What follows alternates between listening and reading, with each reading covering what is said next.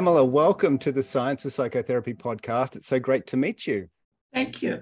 Great to be here. I'm really excited. And Richard here, of course. Goodness, Pamela, where have you been? What have you been doing? Pamela and I have known each other for a number of years. That's what we say elegantly and at this time of our life. And you came to us through happenstance, from meeting somebody else. And I got this wonderful email. Goodness gracious me. And you sent me a completed copy of your book that you have been working on for as long as I've known you. So I'm so excited about that. And you said, can we podcast? And I said, we can podcast. Goodness gracious me. So here we are. Now, Pamela, we've mentioned a little bit about this fabulous book, Triumphing Over Trauma, Journeys Beyond Woundedness. Could you perhaps, without sort of spilling too much of the beans, I suppose there's a lot of things we can say, just what has been this journey of bringing this book together? You have a long story of engagement in the world of trauma, both personally and professionally. Let's just start with you talking. I guess it's a bit like this, because I have to say this book wrote itself. It literally, it woke me up. It would wake me up in the middle of the night with ideas that I thought, oh, you've just got to get this down, you've just got to get this down and things.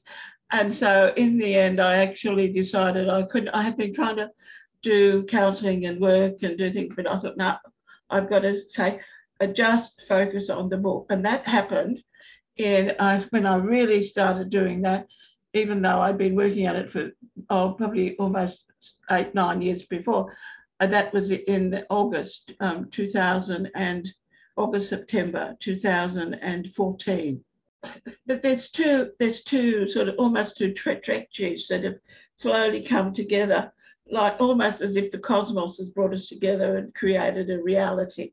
The first one is that I'm a trauma survivor, that in the first 5 decades of my life, I had a major life trauma. So I've actually spent a lot of my life really determined that I didn't want the trauma to dictate me. I didn't want that to be that, even before, and I was, even as a child, and a young person, even before we knew about PTSD, I didn't want that to be me. So that set me off on this trajectory to finding, and I call it a journey because I am much a journeyer. In my life, I've travelled. I often will jump on a plane and I don't even have a guidebook when I get to the other end, and I'll end up in India and I'll find my way around India or South America and I'll learn a few words. And so that's the kind of person, that's what I've been doing personally, professionally. And I've sought lots of counselling and had people and do things and things, but then I guess because I was a trauma survivor, I actually was in tune to other people's pain. So even though, and that's when I first started articulating that way back in the early 1980s, which I talk about in the book, is this recognition that people are carrying a pain. And I think it's because I had progressed sufficiently far in my own healing journeys that I felt safe enough to actually talk to people and ask the questions. And I think I write about this in one book, in the introduction, with one woman who was in a domestic violence situation. And this is even before DV was really talked about. This is in the early 1980s. And I found myself saying to her, I'm wondering whether or not there's been other times in your life where you felt things have not been good for you, where you've had bad things happen for you. She went, how can you tell? It was a wonderful part of the book, Pamela, and that sense, that interesting sense that you brought out so simply, just as you're telling the story now too, as you have in the book, that people are surprised that you are aware of that a single trauma is very rare. Mostly it's complex. And the way you brought it out, and the way it was almost like, oh, you're being psychic with me. You know, how do you know? But you knew, and then you sort of just made a very simple response to it, didn't you? Just And it was totally, I mean, these were the days when you didn't disclose or any of that, but it was again another. I just quietly said, takes one to know one. isn't that grand? It just came out. I didn't think about it. And then her response then floored me when she said, well, if you could do it, so can I. And I discovered that's when I first started feeling that energy. She had come into the room as a crushed woman, but she left the room saying, well, if she can do it, so can I. Yeah, and this beautiful experience of rapport, creating that rapport, that connection between therapist and client, that's not in the textbooks. I don't think there's anywhere that says puff your chest out and make a a satirical sort of comment. But it was so, and certainly in relation to the work I'm doing on client responsiveness, it was, and Peter Frankel talked about that in one of the previous ones that we were doing, just sort of responding to the client, and it was just so perfect because you were honest and you were connected. And this is what you talk about a lot throughout the book, understanding that connection. Yeah. The difficulty for me in writing the book was, as you probably noticed, that I actually take the reader back into the interview, into the healing space. So which is why I couldn't move from doing active interviewing and counselling to being that, because I actually had to move back in time and reposition myself back in that therapeutic space with every story that I was telling and to actually make sense of it. And that's the other bit, that's where the bits that come through for me. I've always wanted to, I had a compelling desire to make sense of life. What's going on? I need to make sense of it. And it was this thing about trying to make sense of it. What am I picking up? So that was that first thing when I started picking up on and tuning in the early 2000s, actively tuning in to the survivor self. So not just for hearing the horror, but as I'm listening, I'm thinking, holy dooly, what's going on that this person survived? I mean, this is just so horrific. And I found myself with some people, and I won't put it to some of their responses, but some of their responses actually, and it was at that moment when they realised they were the survivor sitting there. There are a lot of therapists who have sometimes the very reason they go into therapy is because they've come from a traumatized past, and part of that is for their own healing, and so they have this survivor self as a real asset to draw on. But we're also told, and we're I'm not quite sure what the schools are telling people these days, but this non-disclosure, we're not to disclose any of that. So what have you discovered? Where do you stand sort of in all of that with people in terms of disclosing or not, to create a rapport, between yourself and the other? I have to be honest and say that I don't have a position on it. It is totally intuitive, like that woman in that section.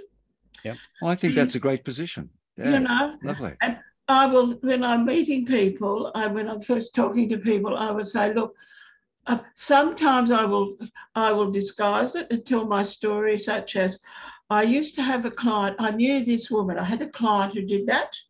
If I'm worried that the self-disclosure will get in the way, so I'm trying to get the message across rather than being related to me. The essence is not that it's about the message and the communication that I'm focusing on.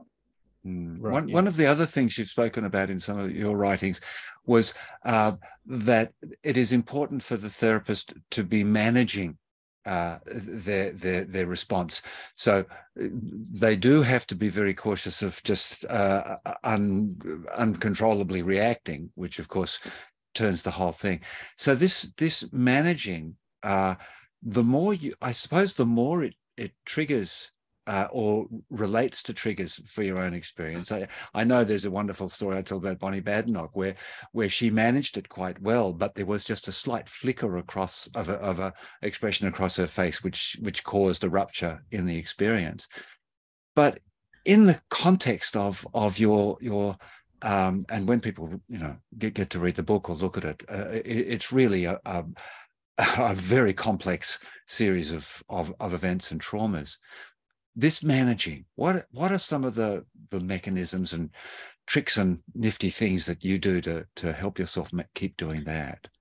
You might have noticed I began smiling when you talked about self-management and all of that. Thanks to that time when I was in Dubbo, so when I was talking in Dubbo, working with this lady, and also with Marcia. I talked in the book about Marcia, she and her sister had been repeatedly sexually and physically abused from the ages of 5 or 6, 15 and 16. And I was working with Marcia, and I'm not sure which one it was, but what happened one day, I had something was said, and it hit a raw nerve with me. Because of my commitment to remaining client focused, the only way I could handle that, you know how we have on our desk frequently when an in tray and an out tray? Mm-hmm. I immediately developed a not now tray in my own mind's eye. And I visualized taking that out and putting that in the not now tray, with the understanding that I had to deal with. I mean, this is 40 years ago. That's just so wonderful, Matt. I'm getting a not now tray in my head. The not now tray is perfect because the not now tray has some ethical obligations, imperatives. A, it's not a sweep under the mat. B, it's a recognition that we've got an issue that has arisen, and thankfully it has, because it gives us an opportunity to deal with it, so we needn't be scared of it. C, it means that we actually have to commit to doing something about it, or we actually are being governed by the trauma and not taking control of our own lives. So in the moment, that's enough, mentally, for you to just put it aside. Yep. And you know what? I have taught the not now tray to so many trauma survivors when they get triggered, for people who are triggered, that they can work out, is this something now that I really need to be worried about now? Am I in a position, or have I simply been triggered? If I have been, and I know that our brains can work that out in milliseconds, be told by the blink of an eye. Yeah, yes, that's right. But it also allows you that opportunity to reflect on it, to reflect back on it. There's quite a bit written now. There's a couple of things that the APA have been putting out, explaining about the value of rupture, or the enactments that can occur, that situation where the therapist becomes involved in the nature of the experience, and that there's a lot of value in that. Perhaps not in the moment, as you say, because then it's fragile and vulnerable, and yeah. And the other thing is that it comes down to also professional competency, and whether or not one is competent to practice, not just in skills and knowledge, but in terms of whether or not one is in the right emotional state to be able to do that. And I think that's the bit we have to be very mindful of, is to do that. So, for example, when in those instances, I've always gone off and I've had more trauma counselling. I've gone off and sought my own counsellor to deal with the issue, because the last bit is it's a not now tray, but it has to be dealt with today, not tomorrow or the next day. I have to actually confront it today. Yes, it's not a never tray. It's a not right now tray. Not right now. Yeah. That's fabulous. I mean, I'm glad we just sort of talked about it and pursued it a bit more, because that's actually fabulous. I don't know whether that's a big part of, as I was reading through, because we're reading through so much of the book about trauma, but that's just a great bit of advice. Everyone write that down if you haven't already. So let's just move on now. We're managing. As we say, we have our not now tray there to look after unexpected potential ruptures. And what you move through in your book, which I'm sure what you've done is, this is what you've built up as a practitioner and do, as you say, in those milliseconds.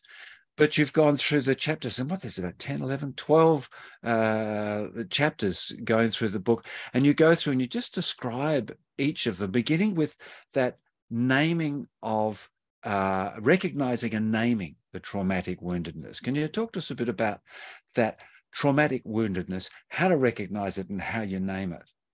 Okay. I think I got the language for that. Well, I know I got the language when I was working in Relationships Australia up here in Darwin in the early 2000s. I read an article, and there's a reference to it in the book, but I can't remember the name of the researchers.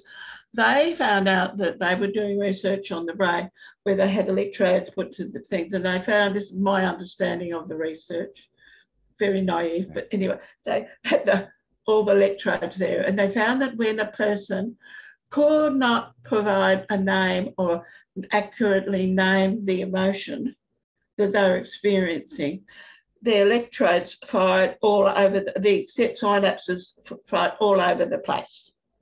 Neurons just fired all over. As soon as they were able to give a name, to say, this is how I'm feeling, the neurons settled down and sucked away, and just blip, blip, blip, blip, blip, all the way around to do that. Right. Actually, it actually was a resolving and almost a calmative. It was which is what we know about, and you and I know about, in terms of neuroscience, that when we are able to language an emotion, when we connect the emotion, I'm not talking about PTSD, I'm talking about right frontal lobe, that when we're able to have an emotional reaction to something, and then we can actually name what's going on and give it meaning, but that means we're also languaging the left side of the brain, frontal lobe. So once we do that, we're actually then using our whole brain to deal with this. So and that gives us the capacity. Yeah, so we can then regulate. Yeah, and we're better regulated. We can better regulated. Yeah. So the more I started asking people and tuning into this and asking the question, what does this mean to you? And it started with Marcia and the Humpty Dumpty. Again, it's 40 years ago with that, when she wasn't able to articulate something, but she one day she said, I feel like Humpty Dumpty, that I've fallen off the wall and I can't put myself back together again. Isn't that wonderful? Spontaneous emergence of metaphor, decades before it became popular. Although Milton Erickson had been doing this had been seeing this also. And then you just followed that. I grew up with it. Humpty Dumpty. Yeah. Well, Humpty Dumpty had a great fall. All the king's horses and all the king's men couldn't put Humpty together again. So who can? It's got to be Humpty, not you or me or counsellors. We've got to find the way to help Humpty reclaim himself, which is what I did again 40 years ago with Martha, which I talk about in the book. Because the next chapters, you then go into the difficulties of this traumatic woundedness, the areas, and I'll just rattle off the ones. I mean, the sort of denial, rejection, the injustice, the gnawing at the soul. So, are these talking about both what happens when things are not treated well, but also are these the difficulties and the sensitivities you need to have as a therapist as you're working with your client? How did these work into the frame? For me, they merged together, and I guess this was that other part that they came together. That as I actually, and you talk, Richard, and you've done a wonderful podcast, Richard, your supervisor of mine said, just your podcast on curiosity, she loved it. So just some feedback. Oh, that's lovely. The idea of being curious, not to doing an analysis of things, but just genuinely curious to find out what this means to the person. not the interpretation and meaning I give to it. What does this mean? And the more I sat back and asked the people that, what does this mean? And use whatever techniques we could, the more I did that, the more I was able to find the language, start to find the language. And that was connecting to what was the sense of feeling. So with loss and grief, it's not, as I talk about in the book, it's not just loss and grief about death. For me, it was the loss of innocence. I never had a childhood. I knew about sex and all that. I never had that lovely experimental bit. There was a grief about that, the loss and grief about that, the denial. It's the denial. And so when I'm listening to and hearing people, the denial and rejection. So when I was listening to Aboriginal people talk about how it felt to be Aboriginal and stolen generation, and that's embedded in the denial of their humanity. You know, the absolute denial of their humanity, which and the fact and their citizenship, their personhood, which we know in Australia didn't change until the 27th of May 1967, was when I first voted. And are these cultural traumas really just mount up? Now, you've been working for decades there in Darwin and with various groups, but of Aboriginal background, and how much is the burden greater just simply by these background, what Aronson Steele in America called the stereotype threats, which just hang around, which makes it all that much harder to navigate the current traumas? I'm not sure if I fully understand you, but I think the challenge it is, and it's a challenge, or maybe it's a quest that we need to go on, rather than being just a straight raw challenge. It's the quest is, how do we actually create the realities? How do we deal with the realities but actually find ways to overcome those things that were stopping us from being fully human, or getting in the way of other people being fully human because of our behaviours. But it's a quest to find, I guess it's a quest for a search for our own humanity and to find a shared humanity. And coming back to the individual, because I mean, there's a whole lot of things, you know, that can happen politically and socially, but on the individual level, what you were saying about curiosity too, just to sort of bring it back to that is just so important from a neurological level. And Richard can wax lyrical about the synchronicity between left and right hemispheres, and grounding in left hemisphere naming of things, and right hemisphere use of metaphor and all of that. But this is some very, I mean, they're very easy techniques that we can use with clients to bring them into a different frame. I can remember, for example, when I was working at Relationships Australia, I had the benefit of 2 whiteboards, small rooms, but 2 whiteboards. So with this young woman, she had relatively recently escaped from a very emotionally abusive and coercive relationship. And we'd actually, and I talk about it for another client as well, but we had this timeline, and I just drew the timeline of how he seduced her, how he got her, and all the things that happened. And we've just got over the 2 boards, and they're looking at, and I stand back and I said to her, how come you didn't succumb to this? How come you finally found a way to get out? And it was genuine curiosity. I thought, what's going on for this woman? And it wasn't analytical, it was just person, human to human. Again, like the other one, she said, then he would have won.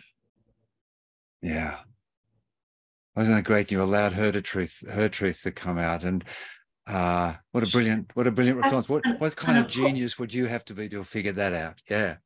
And of course I say, having recognised I've got this beautiful, incredible uncut gem in my hand, and I say, what did you just say? Yeah. Well, he would have won. I'm saying, Say it louder. Well, he would have won.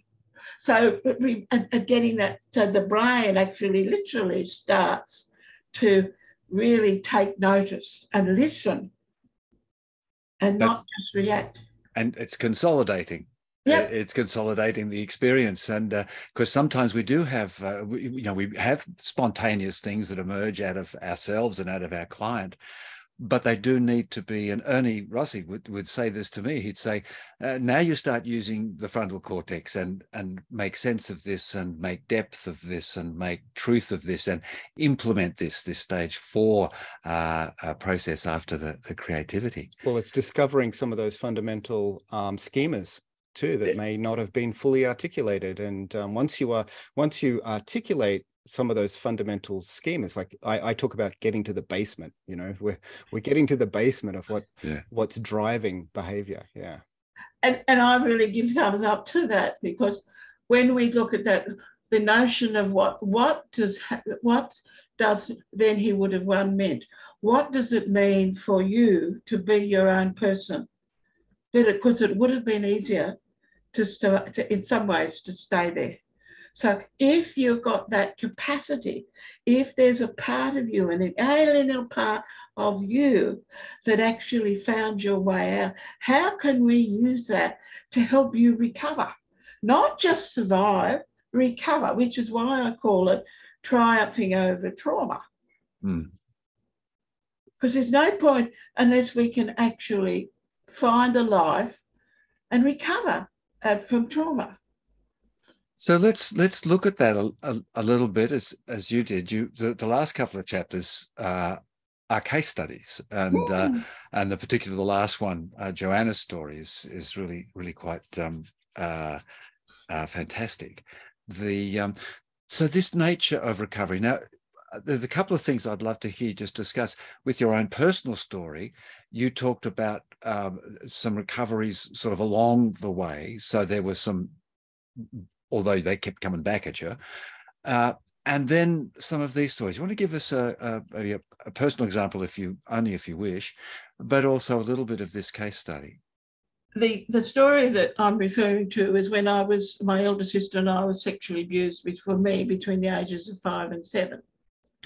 I could always tell when I was going to be sexually abused because of the look he got in his eye. And this man had green-grey eyes, okay? In my youth, and right through until I was 37, none of my man friends, didn't matter what shape they were, what colour their skin was, they all had to have brown eyes. Not even blue eyes. I knew I had been healed when my husband, my second husband, because my first husband was emotionally abusive, when I met, and I actually could see in his eyes love and respect. And I said to him one night, well, you're probably going to be a bit punsy about this, but I think you've healed me. I know, Tony. You picked a good one. He's a truly beautiful man. He's a beautiful man, and and that's I don't know if that's the kind of example that will give you that sort of sense that, and it also meant that I actually my brain wasn't rooted in this colour eye was a problem eye for me. Yes, you're overwhelmed with the trauma, but somehow uplifted by great beauty and by great non-trauma. And the beautiful man. So this beautiful man that just loves me so dearly and only ever looks upon me with great love and regard and respect. Yeah. And everyone that has suffered trauma will quite often, there will be one thing at least that is very generalized, isn't it? They can see it everywhere, and whatever that thing might be, and it might not be massively triggering, but it's there. It stimulates the subconscious. Yeah, It didn't worry me, but I mean, when I was growing up, Robert Redford was the hot. He was a hot dude. Yes, indeed. Everybody thought he was just gorgeous. Forget it. Ah. The only time I realised, which was after I got together with my husband Tony, when Out of Africa came out, and I watched it, and Robert Redford, and I fell in love with Robert Redford then because of that relationship he had. Did you have a relationship? Did you have an awareness of the color of the eyes as a trigger, or was this just predominantly a subconscious thing, or did it sort of mix and match? What was going on there? Pretty subconscious. Right. You would just be turned off. So it was a sort of a nociceptive type of thing. Never, I just looked in people's eyes, and it was just something that I couldn't find, couldn't do. Yeah. So that's something I think that is very important for people to realize. I mean, there are conscious triggers that get you, but you may have these non-conscious triggers. They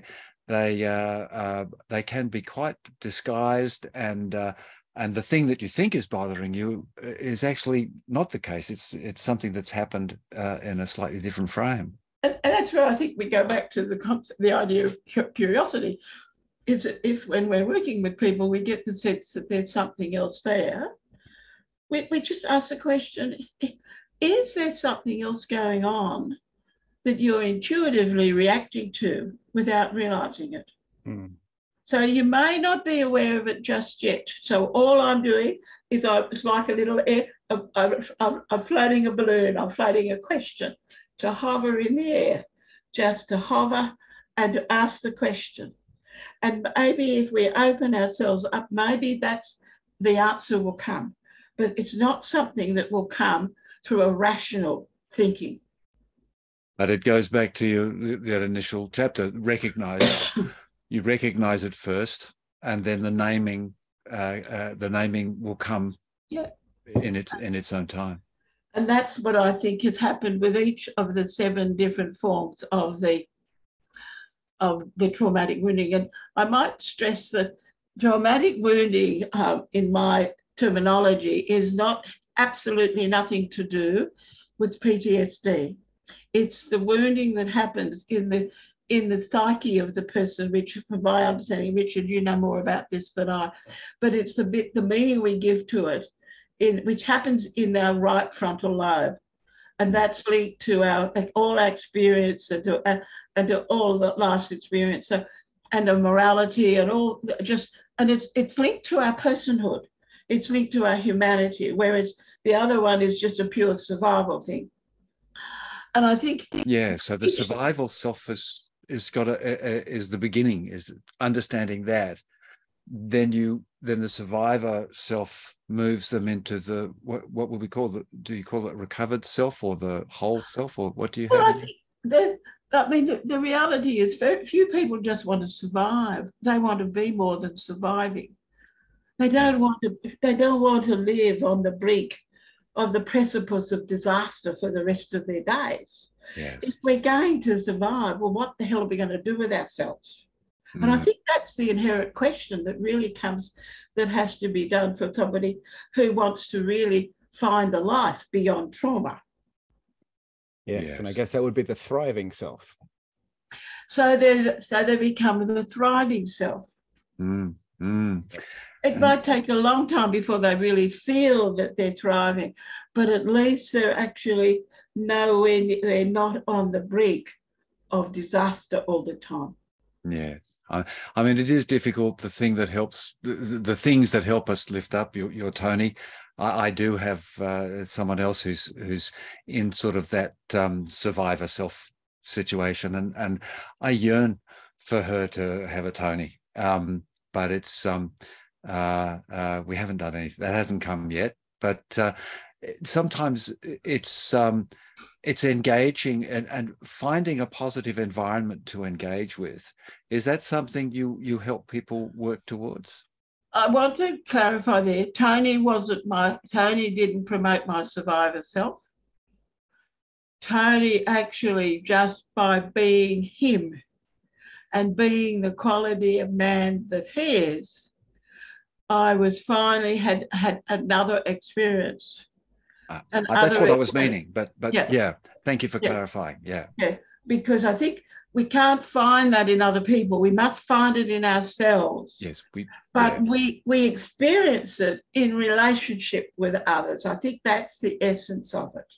Much better put. Yeah. As survivors, it's not just about telling our story, because I told a story when I was 7, when I was this high. But we weren't heard. And that was part of the wounding that happened. Right. So that's that wounding that happened, that we were, so in a sense that because they didn't really hear, which is the stories from the institutional child sexual abuse, that was the wounding that happened through that. They told their stories, but then they were negated and they weren't heard. So it's finding the voice and how to be heard. And that's all. And also is to how to hear oneself, because sometimes we shut ourselves and our own voice that says that we need to listen to. We shut our own voice down. Listening, say, with naive curiosity to others and to oneself, to enable yourself to explore what's not known, what is unexpected, and to believe in life enough and self enough to actually give it a try, because you've got nothing to lose. We've got nothing to lose. Yeah. I did write another whole chapter, which I chose not to put in the end, about learning how to sing and how to actually be and to sing, because I'm not at all musical. But anyway, I didn't put that in. But it follow-up book. And it's about, I mean, we all have our ways of finding how we sing. You know, we've got, where I'm living, it's unusual that we haven't got a lot of bird song here that you would actually probably pick up with the different bird songs, and how we know each other, how we know who's in the garden, and our neighbours are by their bird song. How do we sing? How do we celebrate life? That's a pretty good thing. That's a pretty good question. Yeah. One thing, Pamela, is I've only seen a transcript of this. Have you got? I bet you've got on the desk just a lovely cover. Show me the book.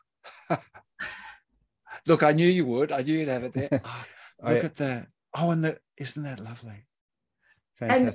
And I'll read you, if I may, briefly, the story of the tree. On St. Patrick's Day 2018, Cyclone Marcus raged across Darwin, uprooting thousands of trees. We had an old breadfruit tree in our garden, which was only a couple of metres from the back of our elevated house. The winds blew the tree against the deck, necessitating its removal. When the arborist came to remove it, I asked that they leave a substantial trunk, as I planned to create a small arbour in that part of the garden which had hitherto been rather neglected. My husband and I planted the arbour, then went about our lives, giving little thought or attention to the stump of the plants adorning it. Then one day I noticed the tree had grown new, small shoots of branches, evidence of the life still within. I thought this was the most apt depiction of what I was writing about in the book, so I commissioned one of Darwin's artists, Alison Dow, to paint it for me. This is her painting. Well, Pamela, I think that is just a wonderful way to conclude our conversation today. Within everything, even a stump, there is still the possibility of fabulous new life.